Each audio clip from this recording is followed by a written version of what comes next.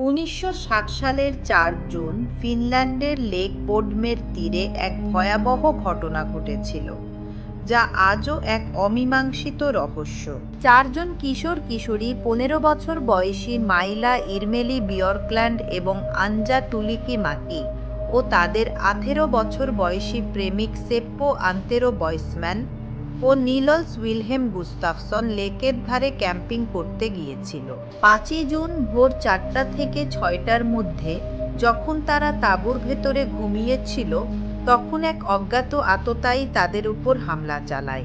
মাকি, বিয়র্কল্যান্ড এবং বইসম্যানকে ছুরিকাঘাত ও ভোঁতা অস্ত্রের আঘাতে হত্যা করা হয়। গুস্তাফসনকে তাঁবুর বাইরে ভাঙা মুখমণ্ডল এবং ছুরিকাঘাতের চিহ্ন নিয়ে পাওয়া যায়। সকাল ১১টার দিকে একজন জগারের মাধ্যমে অপরাধস্থল আবিষ্কৃত হয়। আততায়ী তাঁবুর বাইরে থেকে ছুরি এবং সম্ভবত একটি পাথর দিয়ে আক্রমণ করেছিল। হত্যার অস্ত্রগুলি কখনোই উদ্ধার করা যায়নি এবং ভুক্তভোগীদের মোটরসাইকেলের চাবিসহ বেশ কিছু জিনিসপত্র নিখোঁজ ছিল। গুস্তাফসনের জুতোসহ কিছু পোশাক ঘটনাস্থল থেকে প্রায় ৫০০ মিটার দূরে লুকানো অবস্থায় পাওয়া যায়। পুলিশ ঘটনাস্থল সুরক্ষিত করার আগেই স্থানীয় জনগণ, সাংবাদিক এবং কৌতূহলী ক্যাম্পাররা এলাকাটি ঘুরে বেড়ায়, যার ফলে অপরাধস্থল মারাত্মকভাবে দূষিত হয়। বছরের পর বছরে অনেক সন্দেহভাজনকে বিবেচনা করা হয়েছে, কিন্তু কাউকে কখনো দোষী সাব্যস্ত করা হয়নি। নিলেস গুস্তাফসন, যিনি প্রথমে শিকার হিসাবে বিবেচিত হয়েছিলেন, তাকে ২০০৪ সালের মার্চ মাসে নতুন ফরেনসিক বিশ্লেষণের ভিত্তিতে গ্রেপ্তার করা হয়।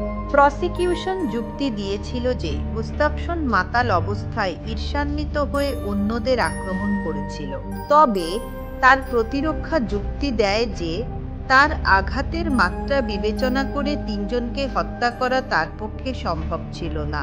আধুনিক ডিএনএ বিশ্লেষণে গুস্তাফসনের জুতোয় ৩ মৃত শিকারের রক্ত পাওয়া গেলেও গুস্তাফসনের নিজের রক্ত পাওয়া যায়নি। ২০০৫ সালে আদালত তাকে নির্দোষ ঘোষণা করে। ওইটার একজন কিওস্কো মালিক কার্লো ভালদেমার গিলস্ট্রোম ক্যাম্পারদের প্রতি বিদ্বেষপূর্ণ ছিলেন। কিছু স্থানীয় দাবি করে যে তিনি মাতাল অবস্থায় হত্যার কথা স্বীকার করেছিলেন। গিলস্ট্রোম ১৯৬৫ সালে লেক বোডমে ডুবে মারা যান, যা সম্ভবত আত্মহত্যা ছিল। তার স্ত্রী তার মৃত্যুর আগে তার আলিবাই প্রত্যাহার করে নেন।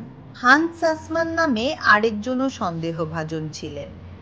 একজন চিকিৎসক দাবি করেন যে হত্যার পরপরই আসমান হেলসিঙ্কি সার্জিক্যাল হাসপাতালে এসেছিলেন। তার নখের নিচে ময়লা এবং পোশাকে রক্ত ছিল। আসমান নাকি ১৯৫০ ও ৬০-এর দশকে ফিনল্যান্ডে বসবাসকারী একজন কেজিবি গুপ্তচর ছিলেন। পেন্টি সৈনিনেন, যার সহিংস প্রবণতা ছিল, ১৯৬০-এর দশকের মাঝামাঝি সময়ে একজন সহবন্দীর কাছে দাবি করেন যে তিনি এই হত্যার জন্য দায়ী। তবে হত্যার সময় তার বয়স প্রায় ১৪ বছর হওয়ায় অনেকেই তার জড়িত থাকার বিষয়ে সন্দেহ প্রকাশ করেন। এই অমীমাংসিত রহস্য ফিনল্যান্ডের সবচেয়ে কুখ্যাত ঘটনাগুলির মধ্যে একটি হয়ে আছে, যা আজও মানুষকে কৌতূহলী করে তোলে।